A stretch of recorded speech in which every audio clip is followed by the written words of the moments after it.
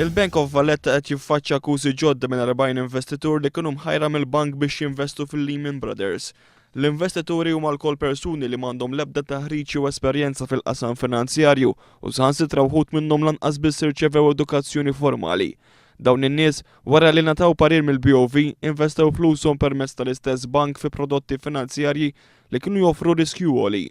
Fost l-oħrajn investew fi fondi u titoli ta' riskju għoli u f'Junior Subordinated u Perpetual Securities maħruġa minn Barclays, Erste, HBOS, Lehman, Lloyds Bank, Royal Bank of Scotland u Svensk Export Credit.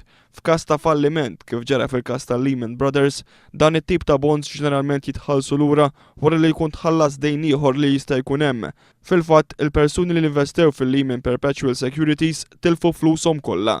Il-klijenti tal-BOV li qed ikunu rappreżentati minn Finco qed jallegaw li l-banks gwidhom fix-xiri ta' dawn il-bonds u naqas li jinformhom bir-riski li kienu se jidħlu għalihom. Il-Finco qalet li minħabba ċirkostanzi personali l-età avvanzata, l-istat tas-saħħa, ir-riżorsi finanzjarji u n-nuqqas ta' esperjenza u taħriġ, dawn il-prodotti ma kellhom qatt jinbijaw lil dawn l-investituri.